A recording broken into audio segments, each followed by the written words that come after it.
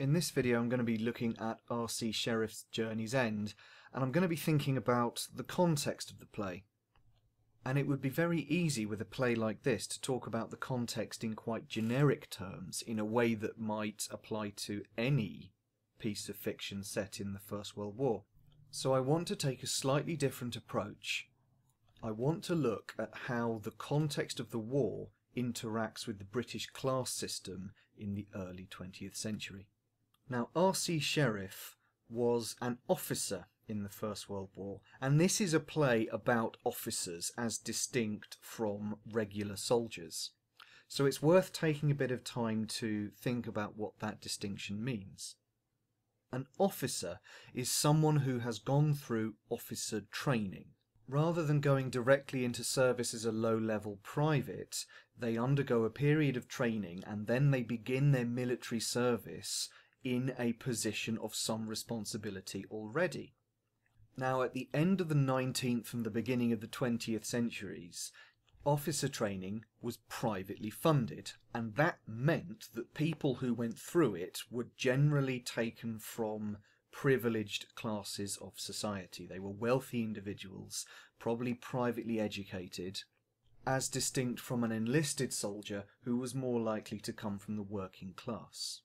What we see in Journey's End is that the officers typically, not exclusively, but typically find that this kind of privilege and the background that they've come from separates them from the enlisted soldiers, who play a very small role in the plot overall.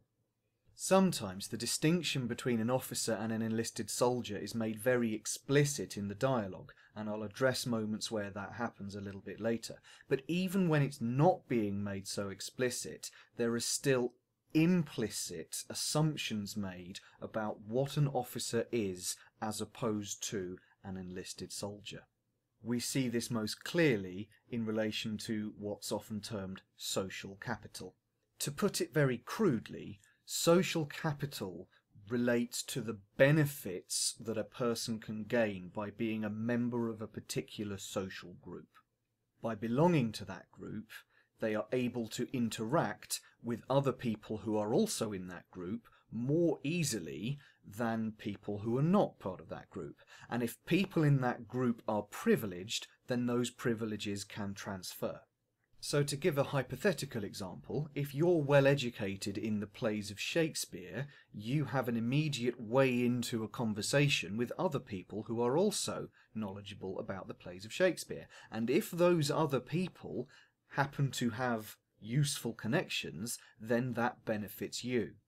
And the more educated you are about a greater range of topics, the easier it's going to be to make these kinds of connections with more people. But of course this doesn't just have to come through education, it comes through family upbringing and the class system as well.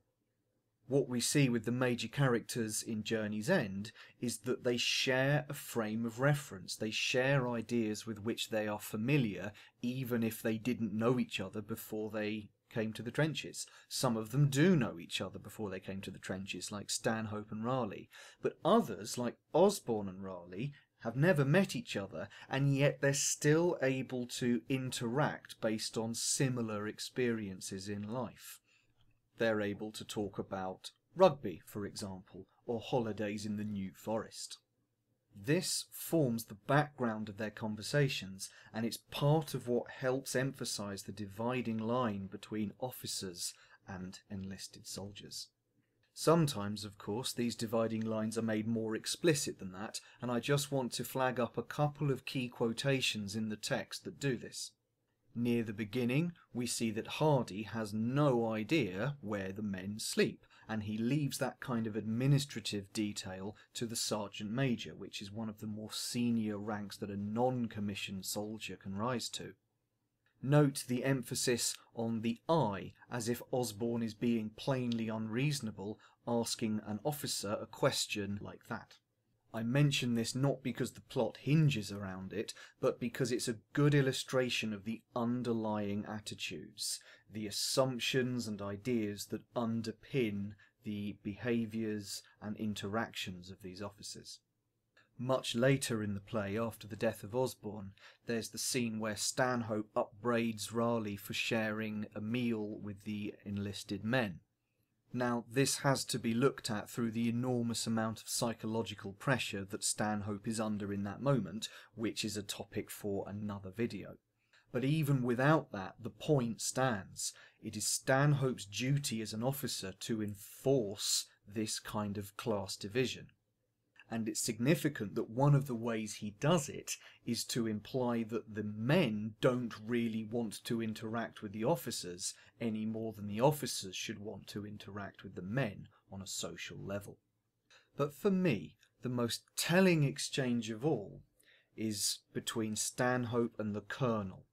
Stanhope is desperately trying to avoid having to send Raleigh over to make the dash to the German trenches, and the Colonel says the men expect officers to lead a raid.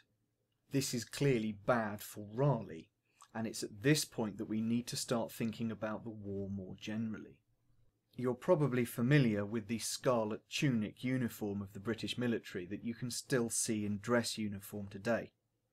But if I were to point out that this scarlet uniform was still being worn by soldiers on the front lines of combat as late as 1885, then you start to get a sense of how quickly things had changed by the time World War I broke out.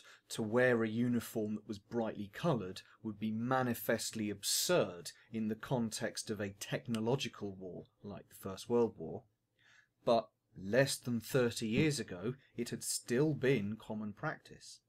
And one of the key reasons that World War I was so bloody and appalling as it was that military tactics and attitudes had not caught up with the changing times.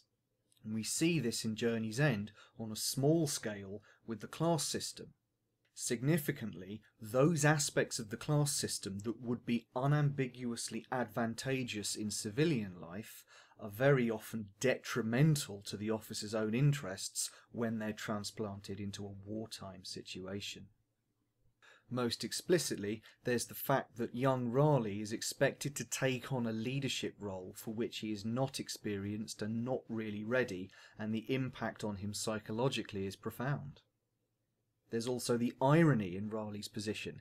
It's his ability to pull strings with well-connected family members that ends up placing him directly into danger. When he arrives at the war, he only lives a few days. But just as before, even when these ironies are not so explicit, they are still present implicitly. We might look at Stanhope, for example, and his drinking. The fact that as an officer he has greater access to alcohol means that he has more ability to indulge in self-destructive behaviour, and we see Hardy, admittedly not Osborne, but Hardy defend and even admire his drinking.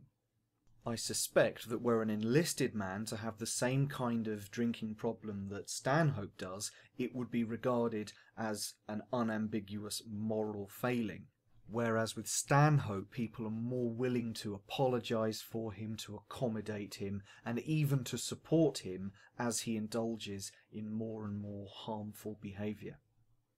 And that really is the gist of the point that I'm trying to make. What we see in Journey's End is that the class structures that emerged from the end of the 19th century and the beginning of the 20th century are enforced and played out in the trenches, sometimes explicitly, but always at least implicitly. But the nature of the First World War meant that those kinds of class distinctions that had held the upper class in good stead for many centuries no longer really suited the context in which they found themselves. And what was advantageous before ended up being more destructive, and in the context of the war in general, arguably ended up prolonging it and costing more lives.